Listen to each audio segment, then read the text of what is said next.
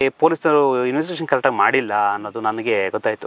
ನ್ಯಾಯಾಲಯಕ್ಕೆ ಅನುಮಾನ ಸ್ಟಾರ್ಟ್ ಆದಾಗ ನ್ಯಾಯಾಲಯವು ಬೆಟ್ಟದಪುರ CP ಆಗಿದಂಥ IO ಹೇಳುತ್ತೆ, ಇಲ್ಲಿ ಏನೋ ತಪ್ಪು ನಡೆದಿದೆ, ನೀವು ಮತ್ತೆ ವಿಚಾರಣೆ ಮಾಡ್ಬೋದಿತ್ತು ಅನ್ನೋ ಕುರು ಇದೆ ಅಂತ ಹೇಳಿದಾಗ ಆತ ಜಸ್ಟಿಫಿಕೇಶನ್ ಮಾಡ್ಕೊಳ್ತಾನೆ, ಇಲ್ಲ ಸರಿಯಾಗಿ ಮಾಡಿದ್ದೀನಿ, ಅದು ಮಲ್ಲಿಗೆ ದೇಹ ಶವ ಅಂತ ಮಾಡ್ತಾರೆ. 6:15 ನನಗೆ ಕರೆ ಬರುತ್ತೆ. 6:15 ನಾನು ಫೋನ್ ಪಿಕ್ ಮಾಡ್ತೀನಿ. ಪಿಕ್ ಮಾಡಿದಾಗ ಹೇಳ್ತೇನೆ ಮಲ್ಲಿಗೆ ಸಿಕ್ಕಿದ್ದಾಳೆ ಅಂತ ಹೇಳ್ತೇನೆ. ನನಗೊಂದು ಆಶ್ಚರ್ಯ ಆಗುತ್ತೆ. ನ್ಯಾಯಾಲಯಕ್ಕೆ ಪ್ರಶ್ನೆ ಕೇಳುತ್ತೆ, ಯಾರು ನೀನು ಅಂತ ಹೇಳಿದ್ರೆ ನನ್ನ ಹೆಸರು ಮಲ್ಲಿಗೆ ಅಂತ ಹೇಳ್ತಾರೆ. ನೀವು ಗಂಡನ ಹೆಸರು ಕೇಳಿದ್ರೆ ಗಣೇಶ್ ಅಂತ ಹೇಳ್ತಾಳೆ ಫಸ್ಟ್. ಮತ್ತೆ ಶಾಕ್ ನನಗೆ. ಆಕೆ ಸೀರೆ, ಸ್ವೆಟರು, ಇನ್ನರ್ ವೇರ್ಸು, ಪೆಟಿಕೋಟು ಎಲ್ಲ ಇರುತ್ತೆ. ನಾನು ಒಂದೊಂದೇ ನ್ಯಾಯಾಲಯ ಇರುತ್ತೆ, ಅದು ಒಳ ಸ್ಮೆಲ್ ಬಂದ್ಬಿಟ್ಟು ಇದು ಸ್ಮೆಲ್ ಇರುತ್ತೆ ಎಲ್ಲ ಪ್ರತಿಯೊಂದು. ನ್ಯಾಯಾಲಯ ಬೇಡ ಇಲ್ಲ ಸುಮ್ಮನೆ ನೋಡಿ ಅಂತೇಳಿ ಎಲ್ಲನೂ ಎತ್ತಿ ತೋರಿಸ್ತೀನಿ. ಎಲ್ಲ ಎತ್ತಿ ತೋರಿಸಿ ಸ್ವೆಟ್ರ್ ಗಿಟ್ಟು ಯಾವುದು ಬಿಡೋದಿಲ್ಲ. ಇನ್ನರ್ ವೇರ್ ಕೂಡ ಎತ್ತಿ ತೋರಿಸ್ತೀನಿ. ಯಾಕೆ ವಕೀಲರೇ ಅದನ್ನು ಎತ್ತಿ ತೋರಿಸ್ತಾ ಇದ್ದೀರಿ ಅಂತ ಹೇಳಿದಾಗ, ಪೊಲೀಸ್ ಸ್ಕ್ರಿಪ್ಟ್ ಇದೆಯಲ್ಲ, ಆ ಸ್ಕ್ರಿಪ್ಟಲ್ಲಿ ಏನಿದೆ ಅಂದರೆ ನಾಯಿ ನರಿಗಳು ಆಕೆ ದೇಹವನ್ನು ತಿಂದಿದೆ, ಹಾಗಾಗಿ ರುಂಡ ಬೇರೆ ಕಡೆ ಹೋಗಿದೆ, ಸ್ಕೆಲಿಟನ್ ಆಗಿದೆ ಅಂತ ಹೇಳ್ತಾರೆ. ಆದರೆ ನಾಯಿನ ಎಷ್ಟು ಟ್ರೈನ್ ಅಂತ ಹೇಳಿದ್ರೆ ಈ ಬಟ್ಟೆ ಎಲ್ಲ ತೆಗೆದಾಕ್ಬಿಟ್ಟು ತಿಂದಿದೆ. ಈ ಪ್ರಕರಣದಲ್ಲಿ ನನ್ನ ಆರೋಪಿದಿಂದ ಆತ ನಿರಪರಾಧಿ ಒಳಗೆ ಬಂದಿದ್ದಾನೆ. ಅದು ಚಾರ್ಜ್ ಸಲ್ಲಿಸಿದಂಥ ಪೊಲೀಸ್ನವರು ಅಪರಾಧಿಯಾಗಿ ನಿಂತಿದ್ದಾರೆ. ಭಾರತೀಯ ದಂಡ ಸಂಹಿತೆ 211 ಪ್ರಕಾರ ಫಾಲ್ಸ್ ಚಾರ್ಜ್ ಯಾರು ಕ್ರಿಯೇಟ್ ಮಾಡ್ತಾರೆ ಅವ್ರಿಗೆ 10 ವರ್ಷಗಳ ಶಿಕ್ಷೆ ಇರುತ್ತೆ. ಎಲ್ರಿಗೂ ನಮಸ್ಕಾರ. ಕಥಾಹಂದರಕ್ಕೆ ನಿಮ್ಮೆಲ್ರಿಗೂ ಆತ್ಮೀಯವಾದ ಸ್ವಾಗತ. ಕೊಡಗು ಜಿಲ್ಲೆ ಕುಶಲನಗರ ತಾಲೂಕು ಬಸವನಹಳ್ಳಿ ಅಂತ ಒಂದು ಗ್ರಾಮದಲ್ಲಿ ಸುರೇಶ ಮತ್ತು ಮಲ್ಲಿಗೆ ದಂಪತಿಗೆ ಸಂಬಂಧಪಟ್ಟ ಹಾಗೆ ಒಂದು ಕೇಸು ಈಗ ಒಂದು ದೇಶಾದ್ಯಂತ ವಿಶ್ವ ಆಯಿತು. ಅದು ಈ ನಿರಪರಾಧಿಗೆ ಅಂದರೆ ಹೆಂಡತಿನ ಕೊಲೆ ಮಾಡಿದ್ದೀನಿ ಅನ್ನೋ ಕಾರಣಕ್ಕೋಸ್ಕರ ಅವ್ರನ್ನ ಜೈಲಿಗೆ ಹಾಕಿ 2 ವರ್ಷ ಶಿಕ್ಷಣ ವಿಧಿಸಲಾಯಿತು. ಆದರೆ ಈಗ ಮೊನ್ನೆ ಅಂದರೆ ಏಪ್ರಿಲ್ 1ನೇ ತಾರೀಕು ಅವಳು ಇದ್ದಕ್ಕಿದ್ದ ಹಾಗೆ ಜೀವಂತವಾಗಿ ಎದ್ದು ಬಂದಿದ್ಲು. ಮತ್ತು ಈ 2 ವರ್ಷ ನಿರಪರಾಧಿಯಾಗಿದ್ದಂಥ ಸುರೇಶ್ ಅವರು ಕಠಿಣವಾದ ಶಿಕ್ಷಣ ಅನುಭವಿಸಿದ್ರು. ಈ ಕೇಸ್ನಂತ ಹ್ಯಾಂಡ್ಲ್ ಮಾಡಿದಂಥ ಲಾಯರು ಪಾಂಡು ಪೂಜಾರಿ ಅವರು ಈ ಸುರೇಶ್ ಅವರು ಏನೂ ತಪ್ಪು ಮಾಡಿಲ್ಲ ಅಂತ ಅವ್ರನ್ನ ಬಿಡುಗಡೆಗೊಳಿಸಿದ್ರು. ಇವತ್ತು ಅವರು ನಮ್ಮ ಜೊತೆ ಇದ್ದಾರೆ, ಬನ್ನಿ ಅವ್ರನ್ನ ಮಾತಾಡ್ಸೋಣ. ಸರ್ ನಮಸ್ತೆ. ನಮಸ್ತೆ ಸರ್, ಕಂಗ್ರ್ಯಾಚುಲೇಷನ್ಸ್ ನಿಮಗೆ. ಮೊದಲನೇಗೆ ಅಂದರೆ ಒಬ್ಬ ನಿರಪರಾಧಿನ ನೀವು ಇಲ್ಲ ಅವನೇನೂ ತಪ್ಪು ಮಾಡಿಲ್ಲ ಅಂತ ಬಿಡುಗಡೆಗೊಳಿಸಿದ್ದೀರಾ. 2 ವರ್ಷ ಜೈಲು ಶಿಕ್ಷೆನ ಅನುಭವಿಸಿದ್ರು, ಏನೂ ಮಾಡ್ದಿರಾ ಅಂತ ತಪ್ಪಿಗೆ. ಸರ್, ನಾವು ಮೊದಲನೇ ಬಾರಿಗೆ ನೋಡೋದಾದರೆ ಸುರೇಶ್ ಮತ್ತು ಮಲ್ಲಿಗೆ ದಂಪತಿಯ ಏನು ಸರ್ ಅದು ವಿಷಯ, ಏನಾಯಿತು ಅದು? ಇದು 2020ನೇ ಇಸ್ವಿ. ಈ ಮಲ್ಲಿಗೆ ಮತ್ತು ಮಲ್ಲಿಗೆ ಗಂಡನ ಜೊತೆ ಇಬ್ಬರಿಗೂ ಕೂಡ ಕೆಲವೊಂದು ವೈಮನಸ್ಸಿರುತ್ತೆ, ಹಣಕಾಸಿನ ವ್ಯವಹಾರದ ವೈಮನಸ್ಸಿರುತ್ತೆ.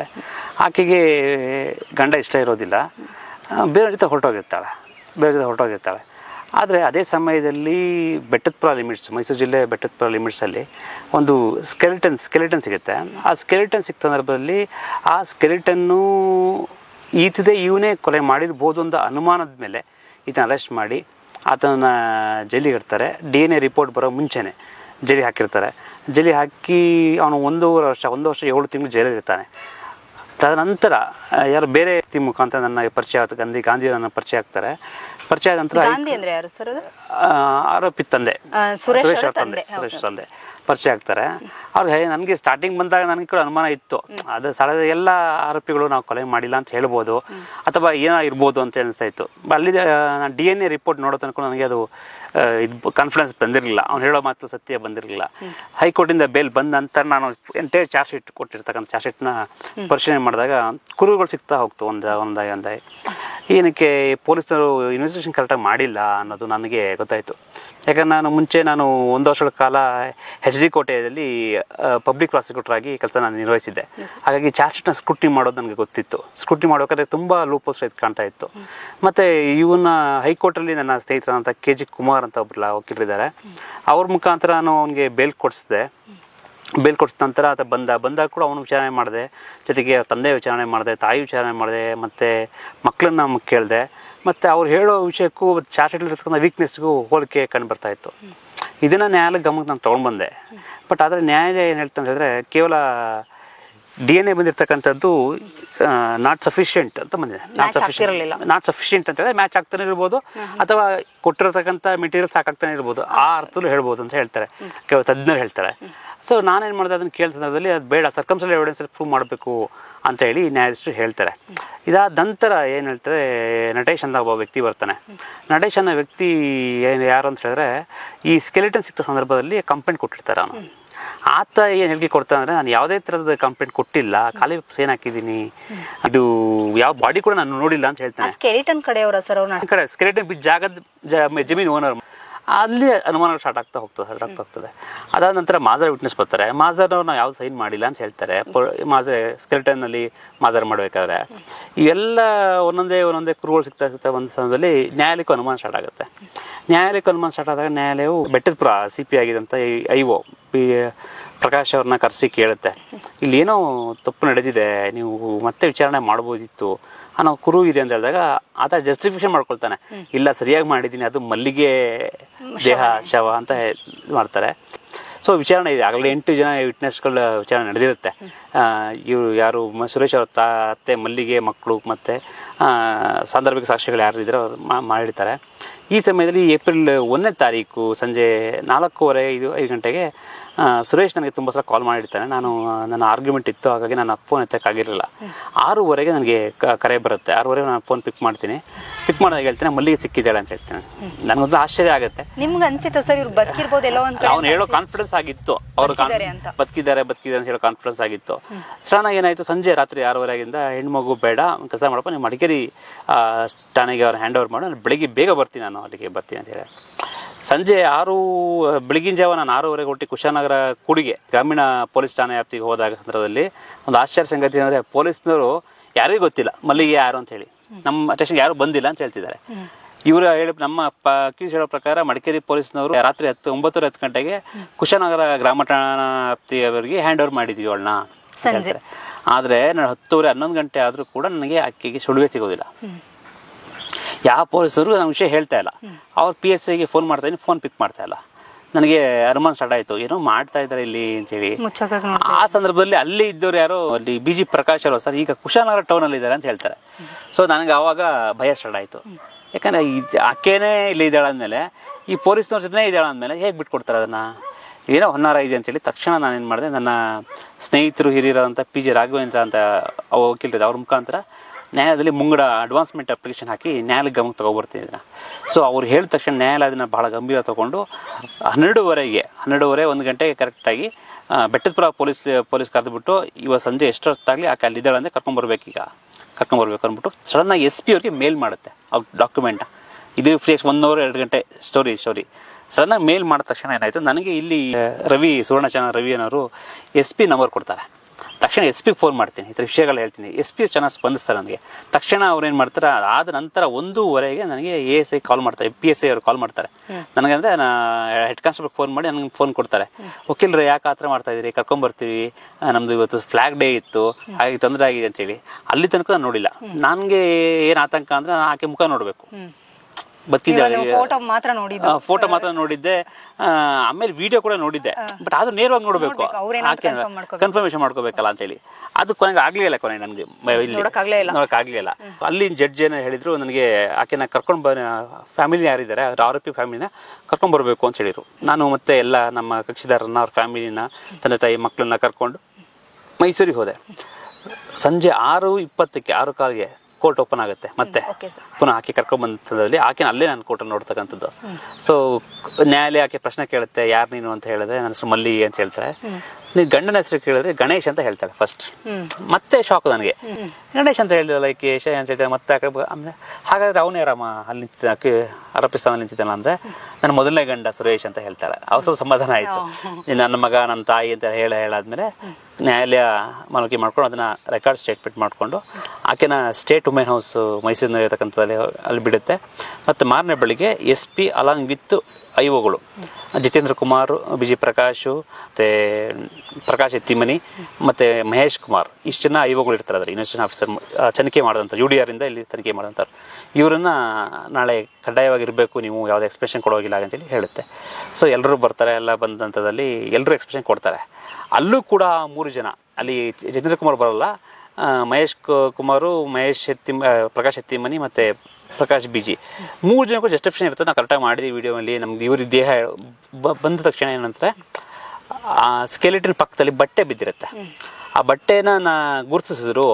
ಆ ಕಾರಣದಿಂದ ನಾವು ಅದು ಮಲ್ಲಿಗೆ ದೇಹ ಅಂತ ನಾವು ಪ್ರಿಸಂಪ್ಷನ್ಗೆ ಬಂದು ಆದ ನಂತರ ತನಿಖೆ ಕೈಗೊಂಡ ನಂತರ ಈತನಿಗೆ ಯಾಕೆ ಅಕ್ರಮ ಸಂಬಂಧ ಇತ್ತು ಗೊತ್ತಾಯಿತು, ಹಾಗಾಗಿ ಯಾಕೆ ಕೊಲೆ ಮಾಡಿರ್ಬೋದು ಇವನು ಒಪ್ಕೊಂಡ, ನನಗೆ ಎಲ್ಲ ಮಾಡ್ದ, ಸಾಕ್ಷಿಗಳು ಆಗಿತ್ತು ಅಂಥೇಳಿ ಹೇಳಿದ್ರು. ಜಸ್ಟ್ ಎಲ್ಲ ರೆಕಾರ್ಡ್ ಮಾಡುತ್ತೆ. ರೆಕಾರ್ಡ್ ಮಾಡ್ಕೊಂಡು ಕೋರ್ಟ್ ನೆಕ್ಸ್ಟ್ ಪ್ರಶ್ನೆ ಕೇಳುತ್ತೆ, ಯಾವ ಅಶೀರವಾಣಿ ಹೇಳ್ತು ನಿಮಗೆ ಈ ಥರ ಆಗಿದೆ ಅಂತ ಹೇಳಿ ಈ ಸ್ಕ್ರಿಪ್ಟ್ ರೆಡಿ ಮಾಡಿದ್ರಲ್ಲ ಅವ್ಳು ಬಂದಿದ್ದಾಳೆ ಈಗ ಕೊಲೆ ಮಾಡಿದೆ ಅಂತ ಜಾಗ ತೋರಿಸ್ತಾನೆ ಅಂತ ಹೇಳಿದ್ರೆ ಅವನಿಗೆ ಕನ್ಸು ಬಿದ್ದಿರ್ತಾರೆ ಇದೇ ಜಾಗ ಬೆಟ್ಟದ ಕರ್ಕೊಂಡು ಹೋಗ್ಬೇಕಾಗಿತ್ತು ಅವನು ಬಸವನಹಳ್ಳಿ ಇರ್ತಕ್ಕಂಥ ಬೇರೆ ಜಾಗ ತೋರಿಸ್ಬೋದಿತ್ತು ಬಸವನಹಳ್ಳಿಗೆ ಯಾಕೆ ಕರ್ಕೊಂಡು ಹೋದ ಈಗೆಲ್ಲ ಆದಾಗ SP ಅವರಿಗೆ ವರದಿ ಕೊಡುತ್ತೆ 15 ಟೈಮ್ ಕೊಡುತ್ತೆ ವರದಿ ಕೊಡಬೇಕು ನಾವು ಇದ್ರ ಬಗ್ಗೆ ಅಂತ ಕೇಳಿ ಆ ನಂತರ ಅವರು ವರದಿಗಳನ್ನು ಕೊಡ್ತಾರೆ ವರದಿ ಕೊಡೋ ಮುಂಚೆ ಏನಾಗುತ್ತೆ ವುಮೆನ್ ಹೌಸ್ ಏನಿದೆ ಅದರಲ್ಲಿ ಜಾಸ್ತಿ ದಿನ ಇಡೋಕ್ಕಾಗೋದಿಲ್ಲ ಸರ್ಕಾರ ಅನುದಾನ ಮಾಡ್ತಕ್ಕಂಥ ಇದು ಹಾಗೆ ಆಕೆನ ಮನೆಗೆ ಕಳ್ಸಿಕೊಡ್ಬೇಕು ಸ್ಟೇಟ್ಮೆಂಟ್ ಆದಮೇಲೆ ಅಂತ ಇರುತ್ತೆ ಆಕೆ ನ್ಯಾಯಾಲಯಕ್ಕೆ ಬರ್ತಾಳೆ ಬಂದ ನಂತರ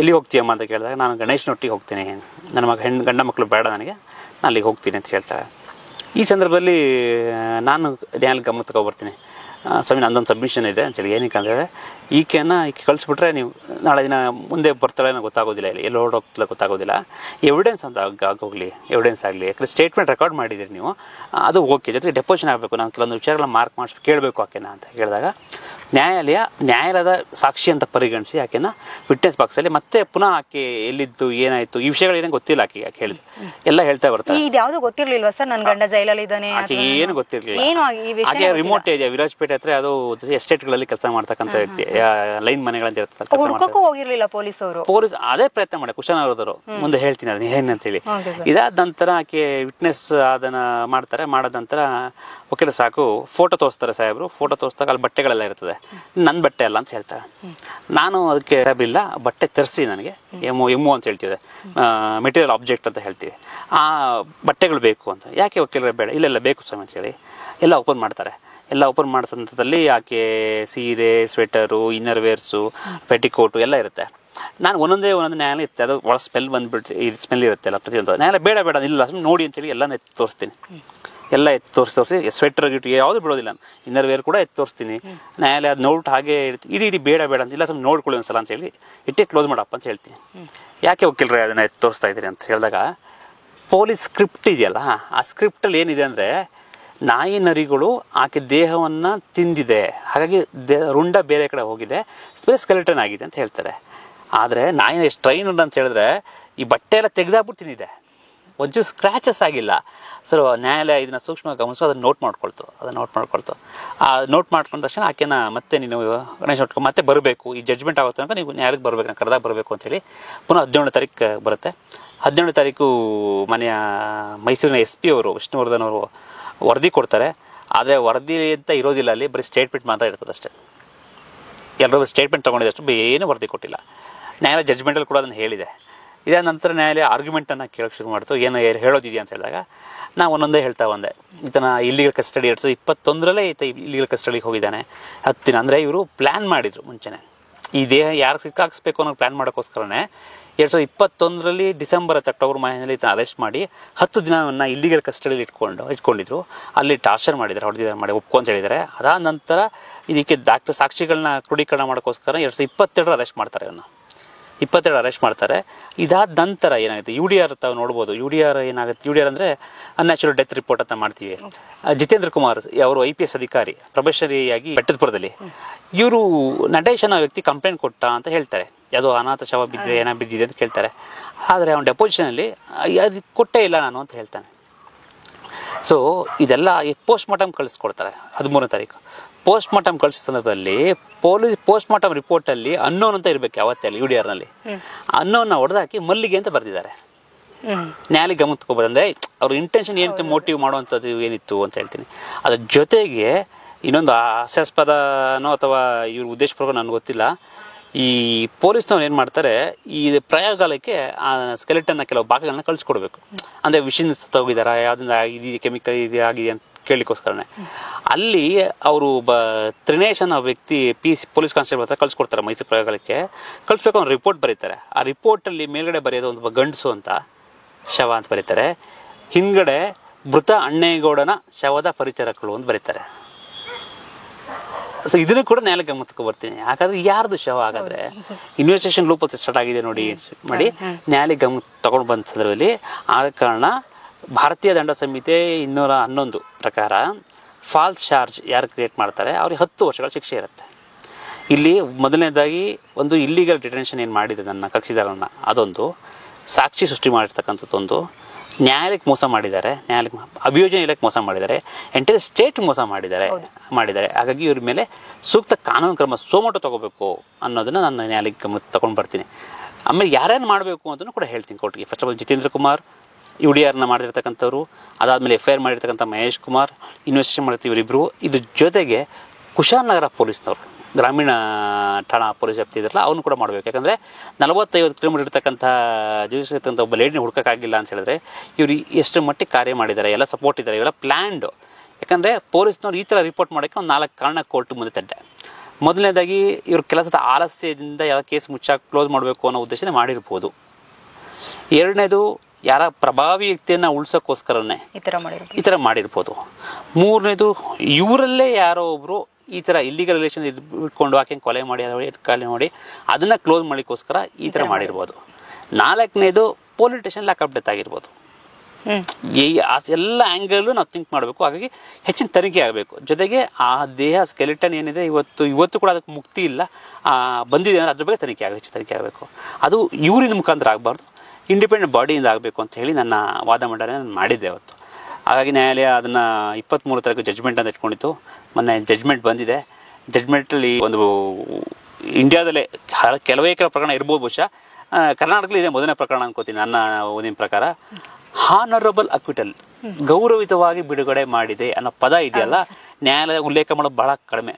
ಯಾಕೆಂದರೆ ಎಲ್ಲ ಕೇಸಲ್ಲಿ ಅಭಿಯೋಜನೆ ಇಲಾಖೆ ಸಾಕ್ಷ್ಯಗಳನ್ನು ಹುಡುಕಿ ಕೊಟ್ಟು ಅಪರಾಧ ಎಸಗಿದಾನೆ ಅಂತ ಹೇಳಿ ಪ್ರೂವ್ ಮಾಡಲು ವಿಫಲ ಆಗಿದೆ ಅಂತ ಬಿಡುಗಡೆ ಮಾಡ್ತಾರೆ. ಆದರೆ ಗೌರವಿತವಾಗಿ ಬಿಡುಗಡೆ ಅನ್ನೋ ಪದ ಇದೆಯಲ್ಲ, ನ್ಯಾಯಾಲಯ ಕೊಡ್ತು, ಮಾಡಿದೆ. ಬಟ್ ನ್ಯಾಯಾಲಯ ನಿಮಿತ್ತ ವ್ಯಾಪ್ತಿಯೊಳಗೆ ಎಷ್ಟು ಕೊಡಬೇಕು ಅಂದ್ರಷ್ಟೇ ಕೊಟ್ಟಿದೆ ಅಷ್ಟೇ. ಹೆಚ್ಚಿನ ಪರಿಹಾರಕ್ಕೆ ನಾನು ಉಚ್ಚ ನ್ಯಾಯಾಲಯ ಸಲ್ಲಿಸ್ಕೊಳ್ತೀನಿ. ಜೊತೆಗೆ ಇವ್ರು ಏನು ಈಗ ಕೇವಲ IO ಇನ್ವೆಸ್ಟಿಗೇಷನ್ ಆಫೀಸರ್ ಯಾರಿದ್ರು ಅವ್ರ ಮೇಲೆ ಮಾತ್ರ ಭಾರತೀಯ ದಂಡ ಸಂಹಿತೆ 193 ಮತ್ತು 195 ಏನು ಸುಳ್ಳು ಸಾಕ್ಷಿ ಮತ್ತು ಸಾಕ್ಷಿಗಳನ್ನ ಕ್ರಿಯೇಟ್ ಮಾಡಿ ಫ್ಯಾಬ್ರಿಕೇಷನ್ ಮಾಡಿರ್ತಕ್ಕಂಥ ಇದು ಆಧಾರದ ಮೇಲೆ ಅವ್ರ ಮೇಲೆ ಕೋರ್ಟೇ ಸುಮ್ಬಿಟ್ಟು ಕೇಸ್ನ ಹಾಕೊಂಡಿದೆ. ಆಲ್ರೆಡಿ CEO ಡೈರೆಕ್ಷನ್ ಕೊಟ್ಟಿದೆ. CO ಚೀಫ್ ಅಡ್ಮಿನಿಸ್ಟ್ರೇಟಿವ್ ಆಫೀಸರ್ ಅಂತ ಬರ್ತಾರೆ ನಮ್ಮಲ್ಲಿ, ಅವ್ರಿಗೆ ಡೈರೆಕ್ಷನ್ ಕೊಟ್ಟಿದೆ. ಅವ್ರು PDG ಕಂಪ್ಲೇಂಟ್ ಕೊಡಬೇಕು. ಹಾಗಾಗಿ ಈಗ ಈ ಪ್ರಕರಣದಲ್ಲಿ ನನ್ನ ಆರೋಪಿದಿಂದ ಆತ ನಿರಪರಾಧಿ ಒಳಗೆ ಬಂದಿದ್ದಾನೆ. ಅದು ಚಾರ್ಜ್ ಸಲ್ಲಿಸಿದಂತ ಪೊಲೀಸ್ನವರು ಅಪರಾಧಿಯಾಗಿ ನಿಲ್ಲಿಸಿದ್ದಾರೆ. ಎಷ್ಟು ಜನ ಸರ್ ಈಗ ಒಟ್ಟು ಈಗ ಒಬ್ಬರನ್ನ ನಿಲ್ಲಿಸಿದ್ದಾರೆ. ನಾನು ಉಚ್ಚ ನ್ಯಾಯಾಲಯದಲ್ಲಿ ಇದನ್ನ ಪ್ರಶ್ನೆ ಮಾಡ್ತೀನಿ. ಅದನ್ನು ಕೂಡ ನನ್ನ ಜಡ್ಜ್ಮೆಂಟ್ ಕಾಪಿ ಸರ್ಟಿಫಿಕೇಟ್ ಕಾಪಿ ಸಿಕ್ಕಿಲ್ಲ, ನಾಳೆ ಸಿಗುತ್ತೆ. ಮೊನ್ನೆ ಉಚ್ಚ ನ್ಯಾಯಾಲಯವನ್ನು ನಾನು ದಾಖಲಿಸ್ಕೊಂಡು ಇನ್ನೂ 3-4 ಜನ ಇದ್ದಾರೆ ಅಲ್ಲಿ. ಇವರೊಬ್ಬರೇ ಅಲ್ಲ, ಇಂಥ ಟೀಮ್ ಇದೆ. 18 ಜನ ಲಿಸ್ಟ್ ಹೇಳಿದ್ದಾರೆ ನಮ್ಮ ಕಕ್ಷಿದಾರ. ಅವ್ರನ್ನೆಲ್ಲ ಗುರುತಿಸಿ ಯಾರ್ಯಾರು ಅಪರಾಧವನ್ನು ಮಾಡಿದ್ದಾರೆ, ಇಲ್ಲಿ ಮಾಡಿದ್ದಾರೆ ಎಲ್ಲರೂ ಕೂಡ ಇದು ಭಾಗಿಯಾಗಿದ್ದಾರೆ ಈ ಕೊಲೆ ಮುಚ್ಚಾಕೋದಲ್ಲಿ. ಹಾಗಾಗಿ ಅವ್ರ ಬಗ್ಗೆ ಕ್ರಮ ಕೈಗೊಳ್ಳಿ ಅಂತೇಳಿ ನಾನು ಮನವಿ ಸಲ್ಲಿಸ್ಕೊಳ್ತೀನಿ. ಸರ್, ನೀವು ಮೊದಲು ಇದನ್ನು ನೋಡಿದಾಗ ಪೊಲೀಸ್ ಅವರೇ ಮಾಡಿದ್ದಾರೆ ಅಥವಾ ಮುಚ್ಚಾಕ್ತಿದ್ದಾರೆ ಅಂತ ನಿಮ್ಗೆ ಅನ್ನಿಸ್ತಾ ಈ ಕೇಸ್ನ ಅವರು ನಿಮ್ಗೆ ಕೊಟ್ಟಾಗ, ಗಾಂಧಿ ಅವರು ಕೊಟ್ಟಾಗ? ಇಲ್ಲ, ನನಗೆ ಆ ಥರ ಫಸ್ಟ್ ಅನ್ನಿಸ್ಲಿಲ್ಲ. ನನಗೆ ನಾನು ಒಂದೊಂದೇ ಕುರುಹುಗಳನ್ನ ಹುಡುಕೊಂಡು ಹೋಗ್ತಾ ಸಂದರ್ಭದಲ್ಲಿ ಫಸ್ಟ್ ನನ್ನ ಕಕ್ಷಿದಾರ ಹೇಳಿದ್ದು ಎಷ್ಟೊಂದು ಸರಿ ಅಂತ ಅವನ್ನ ವಿಚಾರಣೆ ಮಾಡಿದಾಗ ಗೊತ್ತಾಗಿದ್ದು ನನಗೆ. ಅದಾದಂತ ಹೇಳಿದ್ರು ಸರ್ ನೀವು ವಿಚಾರಣೆ ಮಾಡಿ? ಇಲ್ಲ, ಅವತ್ತ ಏನ್ ಹೇಳಿದ್ದು, ಆಕೆ ಇಲ್ಲ ಗಣೇಶ್ ಜೊತೆ ಹೋಗಿದ್ದಾಳೆ ಅಂತ ಹೇಳಿದ್ದಾರೆ. ಕನ್ಫರ್ಮ್ ಆಗಿ ಹೇಳಿದ ಜೊತೆಗೆ ಪೊಲೀಸ್ ಚಾರ್ಜ್ ಶೀಟ್ ಅಲ್ಲಿ ವಿಟ್ನೆಸ್ ಲಿಸ್ಟ್ ಕೊನೆಯಲ್ಲಿ ಬರೆದಿದ್ದಾರೆ, ಗಣೇಶನ ಹೆಸರು ಬರೆದಿದ್ದಾರೆ. ಗಣೇಶನನ್ನು ಹುಡುಕ್ತಾ ಇದೀವಿ, ಗಣೇಶ್ ಸಿಕ್ಕಿಲ್ಲ ಅಂತ. ಅಂದ್ರೆ ನಾವು ಸಾಮಾನ್ಯ ವ್ಯಕ್ತಿಯಾಗಿ ಯಾವ ಆಂಗಲ್ ತನಿಖೆ ಮಾಡಬೇಕು ಅನ್ನೋದು ಗೊತ್ತಾಗುತ್ತೆ. ಇವ್ರು ಎಲ್ಲ ಇರ್ತಕ್ಕಂಥದ್ದು ಗಣೇಶ್ ಜೊತೆ ಓಡೋಗಿದ್ದಾರೆ ಅಂತೇಳಿ. ಇವ್ರು ಗಣೇಶನ ಟ್ರೇಸ್ ಔಟ್ ಮಾಡೋಷ್ಟು ಒಂದು ತನಿಖಾ ಹಂತನೇ ಮಾಡಲಿಲ್ಲ ಅಂತ ಹೇಳಿದ್ರೆ ಏನು ಮಾಡಿದ್ರೆ ಉದ್ದೇಶ ಏನಿತ್ತು? ಅವತ್ತು ನನ್ನ ತಲೆಯಲ್ಲಿ ಅದು ವಿಷಯಗಳು ಕೊರಿತಾ ಇತ್ತು. ಸೊ ಇವು ಎಲ್ಲನೂ ಒಂದೊಂದೇ ವಿಷಯಗಳನ್ನ ಅದನ್ನ ಇಟ್ಕೊಂಡಿದೆ. ಯಾಕಂದ್ರೆ ಎಲ್ಲ ಸಡನ್ ಕೋರ್ಟ್ ಮುಂದೆ ಹೇಳೋಕ್ಕಾಗಲ್ಲ, ನಾನು ಸಡನ್ ಹೇಳಕ್ಕೆ. ಯಾಕಂದ್ರೆ ಅದನ್ನೂ ಎವಿಡೆನ್ಸ್ ಸ್ಟೇಜಲ್ಲಿ ಇತ್ತು. ಯಾಕಂದ್ರೆ ನಾನು ಹೇಳೋದು ಅವ್ರ ಸ್ಟ್ರೆಂತ್ ಆಗ್ಬಿಡುತ್ತೆ. ಪ್ರಾಸಿಕ್ಯೂಷನರ್ಗೆ ಇವ್ರು ಸ್ಟ್ರೆಂತ್ ಇಟ್ಕೊಂಡಿದ್ದಾರೆ, ನಾಳೆ ಕ್ವಶನ್ ಕೇಳ್ತಾರೆ, ಇದ್ರ ಬಗ್ಗೆ ಮಾಡ್ತಾರೆ ಅಂದಾಗ ಅವರು ಪ್ರಿಪೇರ್ ಮಾಡಿಬಿಡ್ತಾರೆ. ಹಾಗೆ ಪ್ರಿಪರೇಷನ್ ಆಗಬಾರ್ದು ಅಂದ್ಬಿಟ್ಟು ಅದನ್ನ ನಾನು ಹೈಡ್ ಮಾಡಿ, ಕೆಲವು ವಿಚಾರಗಳನ್ನ ಹೈಡ್ ಮಾಡಿ. ಯಾಕಂದ್ರೆ ಚಾರ್ಜ್ ಶೀಟು 156 ಪುಟ ಏನಿದೆ ಎಲ್ಲ ಕೂಡ ಫ್ಯಾಬ್ರಿಕೇಟೆಡ್. ಸೊ ಅಲ್ಲಿ ಸಾಕ್ಷಿಗಳು ಸೃಷ್ಟಿ ಮಾಡಿರ್ತಕ್ಕಂಥದ್ದು ಮೇಲ್ನೋಟ ಕಾಣ್ತಾ ಇತ್ತು, ಒಂದು ಹೇಳಿಕೆಗಳಿಲ್ಲ. ಇದರಲ್ಲಿ ಸುರೇಶ್ ಅನ್ನೋ ಒಬ್ಬ ವ್ಯಕ್ತಿ ಬರ್ತಾನೆ, ಈ ನಮ್ಮ ಅಕ್ಕಿ ಸುರೇಶ್ ಅಲ್ಲ, ಇನ್ನೊಬ್ಬ ವಿಟ್ನೆಸ್ ಬರ್ತಾನೆ. ಆ ಸುರೇಶ್ ಏನು ಹೇಳ್ತಾನೆ, ಇವರು ಯಾವುದು ಕುಶಾನಗರದ ಬಾರ್ನಲ್ಲಿ ಡ್ರಿಂಕ್ಸ್ ತಗೊಳ್ಬೇಕಾದ್ರೆ ನಾನು ಹೆಂಡತಿ ಅಕ್ರಮ ಸಂಬಂಧ ಹೊಂದಿದ್ದು, ಹಾಗಾಗಿ ನಾನು ಅವಳನ್ನ ಕೊಲೆ ಮಾಡಿದೆ ಅಂತ ಹೇಳಿದ್ದ ಅಂತ ಒಂದು ಸ್ಟೇಟ್ಮೆಂಟ್ ಇದೆ. ಇವ್ರು ಹೇಳಿದ್ರು ಅಂತ ಸುರೇಶ್, ನಮ್ಮ ಆರೋಪಿ ಹೇಳಿದೆ, ಆ ಸುರೇಶ್ ಕೇಳಿದ್ದ ಅಂತ ಸ್ಟೇಟ್ಮೆಂಟ್ ಇದೆ. ನೋಡಿ, ಆ ವ್ಯಕ್ತಿಯ ಜೊತೆಗೆ ಯಾರು ಬಸವನಹಳ್ಳಿ ಗ್ರಾಮದ ಒಂದು 5 ಜನ ಹುಡುಗರನ್ನ ಕರ್ಕೊಂಡೋಗಿ 2 ದಿನ ಪಿರಿಯಾಪುರನ ಹೊಡೆದಿದ್ದಾರೆ ಪೊಲೀಸ್ನವರು. ನಾವು ಹೇಳ್ದಂಗೆ ಒಪ್ಕೋಬೇಕು ಅಂತ ಹೇಳಿ ಹೊಡೆದಿದ್ದಾರೆ. ಹೊಡೆದು ಒಪ್ಪಿಸಿ ಅದನ್ನ 164 ಸ್ಟೇಟ್ಮೆಂಟ್ ಅಂತ ಹೇಳ್ತೀವಿ ನಾವು ನ್ಯಾಯಾಲಯದ ಮುಂದೆ. ಪಿರಿಯಾಪಟ್ಟಣ ನ್ಯಾಯಾಲಯದ ಮುಂದೆ 164 ಸ್ಟೇಟ್ಮೆಂಟ್ ಒಳಗೆ ಹೋದ ಸಂದರ್ಭದಲ್ಲಿ ಪೊಲೀಸ್ ಅಲ್ಲೂ ಕೂಡ ಒಂದು ಎಡವಟ್ಟು ಏನು ಮಾಡಿದ್ದಾರೆ ಅಂತ ಹೇಳಿದ್ರೆ, ಎಡವಟ್ಟು ಮಾಡಿದ್ರು ಅಥವಾ ಉದ್ದೇಶಪೂರ್ವಕ ಮಾಡಿದ್ರೆ ಗೊತ್ತಿಲ್ಲ, 164 ಸ್ಟೇಟ್ಮೆಂಟ್ ಕೊಡ್ಬೇಕಾದ್ರೆ ನಾವು ಒಂದು ರಿಕ್ವೆಷನ್ ಕೊಡ್ಬೇಕು ಜಡ್ಜಿಗೆ. ಒಬ್ಬ ಸಾಕ್ಷಿ ತಕ್ಕ ಕರ್ಕೊಂಡು ಬಂದಿದ್ದೀವಿ, ಅವನ ಹೆಸರು ಇದು, ಇದು ವಿಳಾಸ ಇದು, ಇದ್ರ ಬಗ್ಗೆ ಹೇಳ್ತೇನೆ ಅಂತ ಹೇಳಿದಾಗ ನ್ಯಾಯಾಲಯ ಏನು ಮಾಡ್ತಾ ಅವ್ನು ಕೊಟ್ಟಂಥ ರಿಕ್ವೆಷನ್ ಲೆಟರ್ ಏನಿದೆ ಟೈಪ್ ಮಾಡಿಸುತ್ತೆ, ಹೆಸರು ವಿಳಾಸ ಹೇಳಪ್ಪ ಅಂತ ಕೇಳುತ್ತೆ. ಅಲ್ಲಿ ಏನು ರಿಕ್ವೆಷನ್ ಕೊಟ್ಟಿದ್ದಾರೆ ಅಲ್ಲಿ ಆರೋಪಿನ ವಿಳಾಸನೇ ಬರೆದಿದ್ದಾರೆ, ಆರೋಪಿ ಹೆಸರು ಬರ್ತಿದೆ, ಆರೋಪನ ಎಲ್ಲ ಬರ್ತಿದ್ದಾರೆ. ಆದರೆ ವಿಟ್ನೆಸ್ ಹೇಳಿರೋದು ಬೇರೆ ಹೆಸರು. ಆದರೆ ಆ ವಿಟ್ನೆಸ್ ಕೊಟ್ಟ ವ್ಯಕ್ತಿ ಬಂದು ಏನಂತ ಹೇಳ್ತಾನೆ, ನಾನು ಯಾವುದು ಸ್ಟೇಟ್ಮೆಂಟ್ ಕೊಡಲಿಲ್ಲ, ಹೆಬ್ಬೆಟ್ ಹಾಕೋ ನಾನು ಹೆಬ್ಬೆಟ್ ಹಾಕ್ಸ್ತೆ ಅಷ್ಟೇ. ಅವ್ರಿಗೂ ಹೊಡೆದ್ಬಿಟ್ಟು ಸಾಕ್ಷಿ ಹೇಳಿಸಿದಾರೆ. ಹೌದೌದು. ಹೇಗೆ ಪೊಲೀಸರು ಯಾವ ಉದ್ದೇಶಕ್ಕೋಸ್ಕರ ಇದನ್ನ ಮಾಡಿರ್ಬೋದು ಸರ್? ಅದು ತನಿಖೆ ಆಗ್ಬೇಕಮ್ಮ. ಈಗ ನಾ ಹೇಳಿದ್ನಲ್ಲ, ಈ 4 ಮುಂಚೆ ಅಂಶಗಳನ್ನ ಹೇಳಿದ್ನಲ್ಲ, ದೇಹನ ಅದೇ ಆಲಸ್ಯ ಅಂತೂ ಅಲ್ಲ, ಈಗ ಆಲಸ್ಯ ಬಿಟ್ಟೋಯ್ತು. ಆಲಸ್ಯ ಈಗೆಲ್ಲ ನೋಡಿದ್ರೆ ಆಲಸ್ಯ ಅಲ್ಲ, ಈಗ ಯಾವ್ದೋ ಪ್ರಭಾವಿನ ಉಳ್ಸಕ್ಕೋಸ್ಕರ ಇರಬೇಕು, ಅಥವಾ ಇವರೇ ಯಾರಾದ್ರೂ ಕೊಲೆ ಮಾಡಿರ್ಬೋದು. ಈಗ ಯೂನಿವರ್ಸಿಟಿ ಟೀಮಲ್ಲಿ ಇದ್ದಾರೆ ಈ ತಂಡದಲ್ಲಿ, ಇವರೇ ಯಾರು ಕೊಲೆ ಮಾಡಿರ್ಬೋದು, ಇಲ್ಲ ಇವ್ರ ಸಿಬ್ಬಂದಿ ಯಾರು ಕೊಲೆ ಮಾಡಿರ್ಬೋದು, ಅದನ್ನ ಬಚಾವ್ ಮಾಡ್ಲಿಕ್ಕೋಸ್ಕರ ಮಾಡಿದ್ದಾರೆ ಅನ್ನೋದು ಮೇಲ್ನೋಟಿಗೆ ಕಾಣಿಸುತ್ತೆ. ನೀವು ಮೊದಲೇ ಹೇಳಿದ್ರಿ ಅದು ಚಾರ್ಜ್ ಶೀಟ್ ಅಲ್ಲಿ ಇತ್ತು ಅಂತ, ಅಣ್ಣಯ್ಯ ಅನ್ನೋ ಪರಿಚಾರಕಿಯವರ. ಸರ್, ಆ ಕಡೆಯವ್ರು ಯಾರು ಬಂದು ಈ ಬೆಟ್ಟದಪುರ ಸೈಡ್ ಅಲ್ಲಿ ಇದು ಶವ ಸಿಕ್ಕಿದ್ದು, ಆ ಕಡೆಯವ್ರು ಯಾರು ಬಂದು ಕಂಪ್ಲೇಂಟ್ ಕೊಟ್ಟಿಲ್ವಾ ಅಥವಾ ಕಾಣೆಯಾಗಿದ್ದಾರೆ ಈ ತರ ಯಾವುದು ಇಲ್ಲ? ಯಾರು ಕೊಟ್ಟಿಲ್ಲ. ಜಮೀನವ್ರು ಕೊಟ್ಟಿಲ್ಲ ಅಂತ ಹೇಳ್ತಾರೆ. ಮತ್ತೆ ಇವ್ರ ಶವನ ಹೇಗೆ ಇವರೇ ಹುಡುಕಿರೋದು? ಆ ಜಮೀನಲ್ಲಿ ಶವ ಸಿಕ್ಕಿದೆ, ಆ ಜಮೀನವರು ಏನು ಕಂಪ್ಲೇಂಟ್ ಕೊಟ್ಟಿಲ್ಲ, ಖಾಲಿ ಪೇಪರ್ ಸೈನ್ ಮಾಡ್ಕೊಂಡ್ರು ಅಂತ ಹೇಳ್ತಾರೆ, ದೇಹನೇ ನೋಡಿಲ್ಲ ಅಂತ ಹೇಳ್ತಾರೆ. ಆದ್ರೆ ದೇಹ ಬಿದ್ದಿದ್ದು ಯಾರು ಇವ್ರಿಗೆ ಗೊತ್ತಾಗಾದ್ರೆ ಆಗ ಪೊಲೀಸ್ ಅವರೇ ಇದಕ್ಕೆ ಮೇನ್ ಎಲ್ಲ, ಪೊಲೀಸರ ಮುಖ್ಯ ಕಾರಣ. ಹಾಗಾದ್ರೆ ಇಲ್ಲೇ ಏನೋ ಆಗಿದೆ, ಅವರು ನೋಡಿಲ್ಲ, ಕಂಪ್ಲೇಂಟ್ ಕೊಟ್ಟಿಲ್ಲ ಅಂತಂದ್ರೆ ಇಲ್ಲೇ ಏನೋ ಆಗಿದೆ. ನ್ಯಾಯಾಲಯ 94 ಪುಟಗಳ ಜಡ್ಜ್ಮೆಂಟ್ ಕೊಟ್ಟಿದೆ. 94 ಪುಟ ಜಡ್ಜ್ಮೆಂಟ್ ಅಲ್ಲಿ ನಿಮಗೆ ಸುಮಾರು ಒಂದು 60 ಪೇಜ್ ಅಲ್ಲಿ ಬಹುಶಃ ಇವರ ವೀಕ್ನೆಸ್ಗಳು ಎಲ್ಲೆಲ್ಲಿ ತಪ್ಪು ಮಾಡಿದ ನ್ಯಾಯಾಲಯ ವಿವರವಾಗಿ ಹೇಳ್ತಾ ಬಂದಿದೆ, ಇನ್ಸಿಡೆಂಟ್ಸ್ ಹೇಳ್ತಾ ಬಂದಿದೆ. ಆ ಕಾರಣದಿಂದ IPS ಅಧಿಕಾರಿಯಾಗಿದ್ದಂಥ ಜಿತೇಂದ್ರ ಕುಮಾರ್ ಮತ್ತೆ BG ಪ್ರಕಾಶ್, ಇವ್ರು 4 ಜನ ಏನಿದ್ದಾರೆ, ಇವ್ರ ಮೇಲೆ ಇಲಾಖಾ ವಿಚಾರಣೆ IG ಲೆವೆಲಲ್ಲಿ ಇಲಾಖಾ ವಿಚಾರಣೆ ನಡೀಬೇಕು, ಡಿಪಾರ್ಟ್ಮೆಂಟ್ ಎಂಕ್ವೈರಿ ನಡೀಬೇಕು ಅಂತ ಹೇಳಿದ್ದಾರೆ. ಆ ರಿಪೋರ್ಟ್ನ ಕೊಡಬೇಕು ಕೂಡ ಹೇಳಿದ್ದಾರೆ. ಹಾಗಾಗಿ ಅವರು ಕೂಡ ಇದರಲ್ಲಿ ಅಪರಾಧಿ ಆಗ್ತಾರೆ. ನಾನು ನ್ಯಾಯಾಲಯದಲ್ಲಿ ಅದನ್ನು ಮನವಿ ಮಾಡ್ಕೊಳ್ತೀನಿ. ಖಂಡಿತ ಇವ್ರು ಕೂಡ ಅಪರಾಧಿಗಳು, ಇದೆಲ್ಲ ಮೇಲೆ ನೋಡ್ಕೊಂಡ್ರೆ ಇವ್ರು ಖಂಡಿತ ಏನೋ ಮಾಡಿದ್ದಾರೆ. ಇವರು ಈಗ ಅವ್ರಿಗೆ ಶಿಕ್ಷೆ ಆಗುತ್ತಾ ಸರ್ ಪೊಲೀಸ್ ಅವರಿಗೆ? ಇಷ್ಟು ಜನ ಅಂದ್ರೆ ಒಬ್ಬ ನಿರಪರಾಧಿನ ಕರ್ಕೊಂಡೋಗಿ ಅಷ್ಟು ಹೊಡೆದು ಬಡ್ದು ನೀನು ಒಪ್ಕೊಳ್ಳೇಬೇಕು ಅಂತ ಇಷ್ಟೆಲ್ಲ ಅನಾಹುತಿಗೆ ಕಾರಣ ಆದವರು ಅವ್ರಿಗೆಲ್ಲೂ ಅನ್ಸಿರಲ್ಲ ಅನ್ಸುತ್ತೆ ಸರ್, ನಾನೇ ಒಂದಿನ ಅಪರಾಧಿ ಸ್ಥಾನದಲ್ಲಿ ನಿಲ್ಲಬಹುದು ಅಂತ ಯಾವತ್ತೂ ಅನ್ಸಿರಕ್ಕಿಲ್ಲ. ನಮ್ಗೆ ಹೇಳಿದೆ ಈ ಪ್ರಕರಣದಲ್ಲಿ ಈಗ ಕಂಪ್ಲೇಂಟ್ ಯಾರಂದ್ರೆ ನ್ಯಾಯಾಲಯನೇ ಹುಡುಕಿ ಕಂಪ್ಲೇಂಟ್ ಕೊಟ್ಟಿರತಕ್ಕಂಥದ್ದು. ಹಾಗಾಗಿ ಇದ್ರಲ್ಲಿ ತಪ್ಪಿಸ್ಕೊಳ್ಳೋ ಸಾಧ್ಯತೆ ಇಲ್ಲ, ಕಡಿಮೆ ಅಲ್ಲ, ಆಗೋದೇ ಇಲ್ಲ, ತಪ್ಪಿಸೋ ಸಾಧ್ಯನೇ ಇಲ್ಲ. ಅವರು ಸತ್ತ ಮಲ್ಲಿಗೆ ಎದ್ದು ಬಂದ ನಂತರ ಎಂಟೇ ಚಾರ್ಜ್ ಶೀಟ್ ಫ್ಯಾಬ್ರಿಕೇಟೆಡ್, ಸಾಮಾನ್ಯ ಮನುಷ್ಯನಿಗೆ ಗೊತ್ತಾಗಂತ ವಿಚಾರ ಫ್ಯಾಬ್ರಿಕೇಟ್. ಹಾಗಾಗಿ ಇದು ತಪ್ಪಿಸೋ ಸಾಧ್ಯ ಇಲ್ಲ, ಖಂಡಿತ ಶಿಕ್ಷೆ ಆಗುತ್ತೆ. ಶಿಕ್ಷೆ ಜೊತೆಗೆ ನಂಗೆ ಆ ದೇಹಕ್ಕೆ ಮುಕ್ತಿ ಬರಬೇಕು ಅನ್ನೋದು ನನ್ನ ಅಭಿಪ್ರಾಯ. ಅದು ಒಂದು ಹೆಣ್ಮಗು ಆಗಿರುತ್ತೆ, ಅದು ಹೆಣ್ಮಗು ಅಂತ ಮೆಡಿಕಲ್ ಇದೆ, ಹೆಣ್ಮಗು ಇದೆ. ಆ ಹೆಣ್ಮಗುನ ಯಾರು ಕೊಲೆ ಮಾಡಿರ್ಬೋದು, ಅದಕ್ಕೆ ನ್ಯಾಯ ಸಿಗಬೇಕು ಅನ್ನೋದು ವಿಚಾರ. ಈಗ ನನ್ನ ಕಕ್ಷದಾಗ ನ್ಯಾಯ ಕೊಡ್ಸಾಯ್ತು, ಈಗ ಆ ದೇಹದಿಂದ ನಾವು ಆ ದೇಹಕ್ಕೆ ಒಂದು ಮುಕ್ತಿ ಕೊಡಿಸ್ಬೇಕು ಅನ್ನೋದು ನಮ್ಮ ಇಚ್ಛೆ. ಇನ್ನು ಕೋರ್ಟಲ್ಲಿ ಹಾಗೆ ಇದೆ, ಮೂಳೆ ಕೋರ್ಟರ್ ಇಲ್ಲ, ಅದು ಒಂದು ಸ್ಮಶಾನದಲ್ಲಿ ಹೊತ್ತಿಟ್ಟಿದ್ದಾರೆ, ಅದು ಮಾಜಾರಲ್ಲಿ ಆಗಿದೆ ಅಂತ ಜಾಗ ಅಂತಿದೆ, ನೋಡ್ಬೇಕು ಅದನ್ನ. ಈಗ ಅಲ್ಲಿ ಮತ್ತೆ ಎತ್ತಬೇಕು ಅಂತೆ ಮೂಳೆನ. ಇದೆಲ್ಲ ಎಷ್ಟೊಂದು ಹಿಂಸೆ ಅಲ್ವಾ ಸರ್? ಅದನ್ನ ನೋಡಿದಾಗ ಹಿಂಸೆ ಆಗುತ್ತೆ, ತೊಂದರೆ ಇಲ್ಲ ಅಂತ, ಅದೊಂದು ನ್ಯಾಯ ಸಿಗ್ಬೇಕು. ಯಾವುದೇ ಆತ್ಮಕ್ಕೂ ನ್ಯಾಯ ಸಿಗ್ಲಿಲ್ಲ ಅಂದಾಗ ಅದು ಹುಡುಕ್ತಾನೆ ಇರುತ್ತೆ. ನಮ್ಮ ಭೂಮಿ ಸೊಗಡು ಹಂಗಿದೆ, ಸಂಸ್ಕೃತಿ ಕಲ್ಸ್ಕೊಟ್ರು, ನಮ್ಮ ಹಿರಿಯರೆಲ್ಲ ಕಲ್ಸ್ಕೊಟ್ಟಿದ್ದಾರೆ. ಆತ್ಮ ಇದೆ, ಕರ್ಮ ಇದೆ ಅಂತ ಹೇಳ್ತೀವಲ್ಲ, ಹಾಗಾಗಿ ಕರ್ಮ ಆಲ್ವೇಸ್ ನಮ್ಮ ಹಿಂದೆ ಇರುತ್ತೆ, ಯಾವಾಗ ಬೇಕಾದ್ರೆ ಬರ್ಬೋದು. ಸರ್, ಅಪರಾಧಿಗಳ ಸ್ಥಾನದಲ್ಲಿ ಪೊಲೀಸರು ನಿಂತಾಗ ಅವ್ರು ಏನ್ ಹೇಳಿದ್ರು ಸರ್ ಕೋರ್ಟ್ ಅಲ್ಲಿ?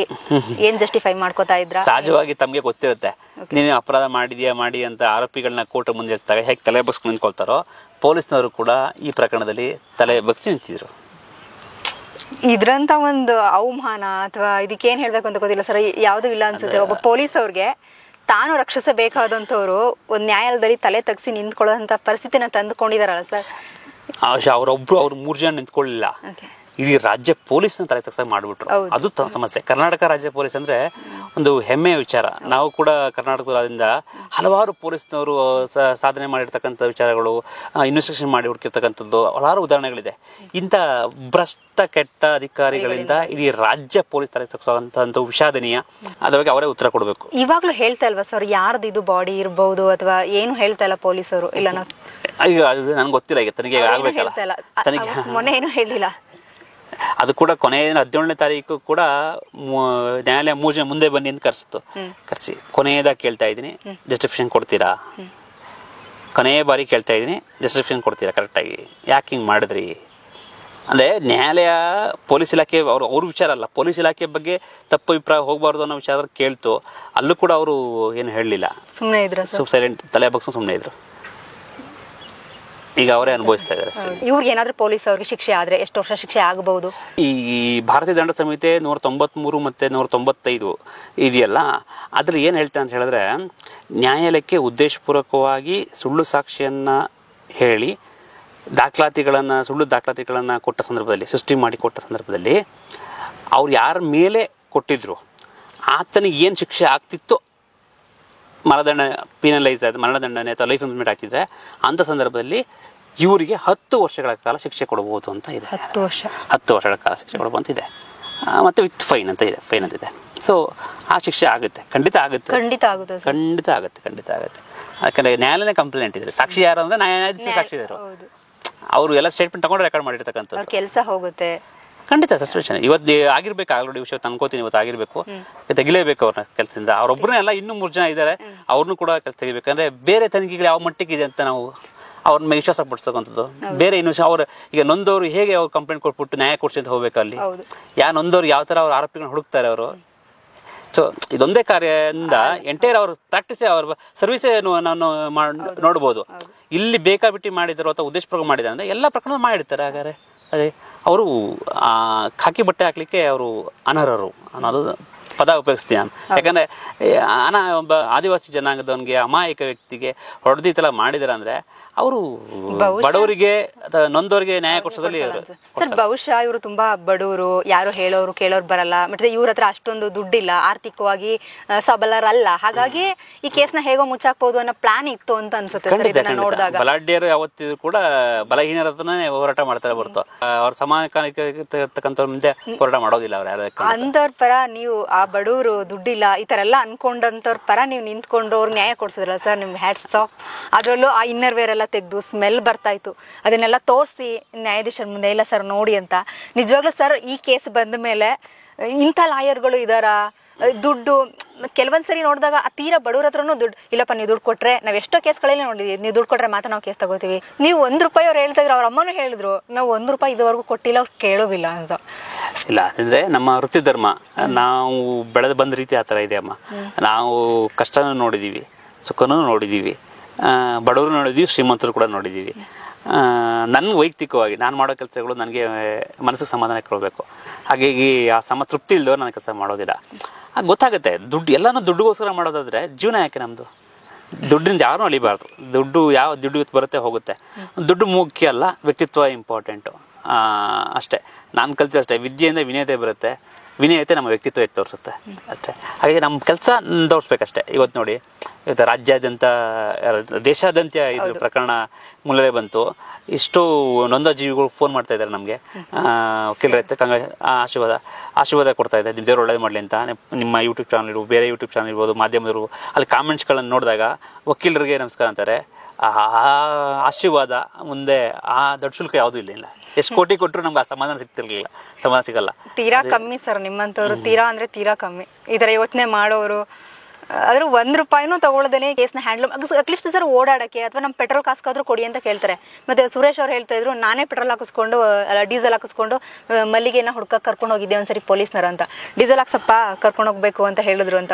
ಅಂಥದ್ರಲ್ಲಿ ನೀವು ₹1 ತಗೊಳ್ದೇನೆ ಈ ಕೆಲಸ ಮಾಡಿದ್ರಲ್ಲ ಸರ್, ಎಷ್ಟು ಧನ್ಯವಾದ ಹೇಳಿದ್ರು ಕಮ್ಮಿನೇ. ಮತ್ತು ಅಂಥ ನಿಮ್ಮ ಕಾನ್ಫಿಡೆನ್ಸಿಂದ ಅವರು ಒಬ್ಬ ನಿರಪರಾಧಿ ಬಿಡುಗಡೆ ಆಗಿದೆ, ಅದು ಗೌರವಿತವಾಗಿ ಅನ್ನೋ ಒಂದು ಶಬ್ದ ನೀವು ಹೇಳಿದ್ರಿ, ಅದೆಷ್ಟೊಂದು ಮುಖ್ಯ ಅಂತ. ಅವ್ರ ಜೊತೆಗೆ ಸರ್ ನಿಮಗೂ ಇದೊಂದು ಗೌರವ ಸಿಕ್ಕಿದೆ, ಬಹಳ ಖುಷಿ ಆಯ್ತು ಸರ್. ಈಗ ಸರ್ ಈ ಕೇಸಿಗೆ ಸಂಬಂಧಪಟ್ಟ ಹಾಗೆ ಮುಂದೆ ಉಚ್ಚ ನ್ಯಾಯಾಲಯದಲ್ಲಿ ಯಾವ ರೀತಿ ಮುಂದುವರಿಬೇಕು ಅನ್ಕೊಂಡಿದ್ದೀರಾ? ನಾನು ಈಗ ನಮ್ಮ ಹಿರಿಯ ವಕೀಲರು, ನಮ್ಮ ಸ್ನೇಹಿತರು ಕುಮಾರ್ ಅವ್ರ ಜೊತೆ ಚರ್ಚೆ ಮಾಡಿದ್ದೀನಿ. ಈತ ನನಗೆ ಈಗ ನೋಡಿ 1 ವರ್ಷ 7 ತಿಂಗಳು ಜೈಲಲ್ಲಿದ್ದ, ಸಂಪಾದನೆ ಹೋಯ್ತು. ಮತ್ತು ಸಾಮಾಜಿಕವಾಗಿ ಒಂದು ಗೌರವ ಹಾಳಾಯಿತು. ಅವನೊಬ್ಬನ ಮಗ ಕೃಷ್ಣ ಅಂತ ಇದ್ದಾನೆ, ಅವನ ಶಾಲೆಗೆ ಹೋಗೋಕ್ಕಾಗದೇ ಜೀವನ ನೋಡೋಕ್ಕೋಸ್ಕರ ಸ್ಕೂಲ್ ಬಿಟ್ಟಿದ್ದಾನೆ, ಕಾಂಪನ್ಸೇಷನ್. ಮತ್ತು ವಯಸ್ಸಾದ ತಂದೆ ತಾಯಿಗಳಿದ್ದಾರೆ, ಜೊತೆಗೆ ಮಲ್ಲಿಗೆ ತಾಯಿಯನ್ನು ಕೂಡ ಸಾಕೊಂಡಿದ್ದಾನೆ. ಇವೆಲ್ಲ ಸಮಾಜದಲ್ಲಿ ಆಗಿರ್ತಕ್ಕಂಥದ್ದು. ಮತ್ತು ಈ ಟೋಟಲ್ ಆಗಿ 3 ವರ್ಷ ಪ್ರಕರಣ ನಡೆದಿದೆ, ಮೈಸೂರಿಗೆ ಬಂದು ಓಡಾಡ್ತಕ್ಕಂಥದ್ದು. ಇವೆಲ್ಲ ಖರ್ಚು ವೆಚ್ಚ ನೋಡಿ ₹1-2 ಕೋಟಿ ಕೇಳಬೇಕು ಅಂತ ಅಂದ್ಕೊಂಡಿದ್ದೀನಿ. ಹೈಕೋರ್ಟಿಗೆ ಬಿಟ್ಟಿರೋ ವಿಚಾರ ನಾವು ಪ್ರಾಮಾಣಿಕವಾಗಿ ಹೆಂಗೆ ಕೇಳ್ತೀವಿ, ಅದನ್ನು ಕೇಳೋಣ, ಮುಂದೆ ನ್ಯಾಯಾಲಯ ನೋಡೋಣ ಎಷ್ಟು ಕೊಡುತ್ತೋ ಏನು ಮಾಡುತ್ತೋ ಈತನಿಗೆ. ಅಟ್ಲೀಸ್ಟ್ ನನ್ನ ದುಡ್ಡಿಂದ ಆತನಿಗೆ ಗೌರವ ವಾಪಸ್ ಬರುತ್ತೆ ಅಂತ ನಾನು ಹೇಳ್ತಾ ಇಲ್ಲ. ಆದರೆ ಇಷ್ಟಿನ ಕಷ್ಟ ಬಡತನ ಕಷ್ಟಪಟ್ಟಿದ್ದಕ್ಕೂ ಒಂದು ಆರ್ಥಿಕವಾಗಿ ಕಾಂಪನ್ಸೇಷನ್ ಸಮಾಧಾನ ಇಟ್ಕೊಳ್ಳಪ್ಪ ಅಂತ ಹೇಳೋ ಮಟ್ಟಿಗೆ ನಾನು ಮಾಡಬೇಕು ಅಂತ ಅಂದ್ಕೊಂಡಿದ್ದೀನಿ. ಒಳ್ಳೇದು ಸರ್. ಇವಾಗ ಸರ್ ಮೊನ್ನೆ ಕೋರ್ಟಲ್ಲಿ ಪರಿಹಾರ ಏನು ಕೊಟ್ಟರು ಸರ್ ಅವ್ರಿಗೆ? ಈಗ ಸದ್ಯಕ್ಕೆ ಕಾಂಪನ್ಸೇಷನ್ ಆಕ್ಟ್ ಅಲ್ಲಿ ನ್ಯಾಯಾಲಯಕ್ಕೆ ಇರ್ತಕ್ಕಂಥ ಮಿತಿ 1 ಲಕ್ಷ ರೂಪಾಯಿ ಅಷ್ಟೇ ಮ್ಯಾಕ್ಸಿಮಮ್. ಹಾಗಾಗಿ ಅದನ್ನ ಗೃಹ ಇಲಾಖೆ ಕಾರ್ಯದರ್ಶಿಗಳು ಕೊಡಬೇಕು ಅಂತೇಳಿ ಕೋರ್ಟ್ ಆದೇಶ ಮಾಡಿದೆ. ಹೆಚ್ಚಿನ ಪರಿಹಾರ ನಾನು ಹೈಕೋರ್ಟ್ ಕೇಳಬೇಕು. ಹೈಕೋರ್ಟ್ಗೆ ತುಂಬಾ ಜೂಷನ್ ಇದೆ. ನಾ ಹೈಕೋರ್ಟಲ್ಲಿ ರಾಜ್ಯದ ವಿರುದ್ಧ ಕೇಳ್ತಕ್ಕಂಥದ್ದು, ಪೊಲೀಸ್ನ ವಿರುದ್ಧ ಕೇಳೋದಿಲ್ಲ. ರಾಜ್ಯ ಸ್ಟೇಟ್, ಯಾಕಂದ್ರೆ ಇವ್ರು ಕೆಲಸ ಮಾಡಿರೋ ರಾಜ್ಯದ ಪರವಾಗಿ. ಹಾಗಾಗಿ ನಾನು ಕರ್ನಾಟಕ ರಾಜ್ಯ ಸರ್ಕಾರನೇ ಕೇಳ್ಬೇಕಂತ ನೋಡಿದ್ದೀನಿ. ಸರ್, ಇಷ್ಟೆಲ್ಲ ಮಾಡಿ ಒಬ್ಬ ಶಕ್ತಿಹೀನರು ಅಥವಾ ಆರ್ಥಿಕವಾಗಿ ಹಿಂದುಳಿದಿರೋಂಥವ್ರ ಪರ ನಿಂತ್ಕೊಂಡು ಅವ್ರಿಗೆ ಶಕ್ತಿನ ತುಂಬಿ, ಇಲ್ಲ ನಾವು ನಿಮ್ಮ ಜೊತೆ ಇದ್ದೀವಿ ಅಂತ ಅವ್ರಿಗೆ ನ್ಯಾಯನ ಕೊಡಿಸಿದ್ದೀರಾ ಸರ್. ನಿಮ್ಗೆ ಇನ್ನೂ ಒಳ್ಳೇದಾಗಲಿ, ಇನ್ನೂ ಒಳ್ಳೊಳ್ಳೆ ಕೇಸ್ಗಳು ಬರಲಿ, ಇನ್ನೂ ನೊಂದಂಥ ಕುಟುಂಬಗಳಿಗೆ ನೀವು ಆಸರೆ ಆಗಲಿ, ಎಲ್ಲ ಕಡೆ ನಿಮ್ಮ ಹೆಸರು ಇರಲಿ ಅಂತ ನಾನು ಹಾರೈಸ್ತೀನಿ sir. Thank you so much ನಿಮಗೆ. ದುಡ್ಡಿದ್ರೆ ಮಾತ್ರ ಈಗ ಕೇಸ್ನ ಗೆಲ್ಲೋದು, ಅಂಥದ್ರಲ್ಲೂ ಪೊಲೀಸವ್ರನ್ನ ಎದುರು ಹಾಕೊಂಡು ನಾವು ಬದುಕೋಕ್ಕಾಗುತ್ತಾ? ಇಷ್ಟೆಲ್ಲ ಯೋಚನೆಗಳು ನಮಗೆ ಇರ್ತವೆ. ಆದರೆ ಒಬ್ಬರು ನಿಷ್ಠಾವಂತ ವಕೀಲರು ನಮ್ಮ ಜೊತೆ ನಿಂತ್ಕೊಂಡ್ರೆ ಎಂಥ ಕೇಸ್ಕೊಬೇಕಾದ್ರೆ ನಾವು ಗೆಲ್ಲಬಹುದು, ಎಂಥ ನೊಂದಂಥವ್ರಿಗೆ ನಾವು ಧ್ವನಿ ಆಗ್ಬೋದು. ಅದಕ್ಕೆ ಸಾಕ್ಷಿ ನಮ್ಮ ವಕೀಲರು ಪಾಂಡು ಪೂಜಾರಿ ಅವರು ಅಂತ ಹೇಳ್ತಾ ಈ ವಿಡಿಯೋನ ನಾನು ಇಲ್ಲಿಗೆ ಮುಗಿಸ್ತಾ ಇದ್ದೀನಿ. ಮತ್ತೊಂದು ವಿಶೇಷ ವಿಡಿಯೋಗೆ ಮತ್ತೆ ಭೇಟಿಯಾಗೋಣ. ದಯವಿಟ್ಟು ಕಥಾಹಂದರ ಯೂಟ್ಯೂಬ್ ಚಾನಲ್ನ ಸಬ್ಸ್ಕ್ರೈಬ್ ಮಾಡಿ, ಲೈಕ್ ಮಾಡಿ, ಶೇರ್ ಮಾಡಿ. ಧನ್ಯವಾದಗಳು.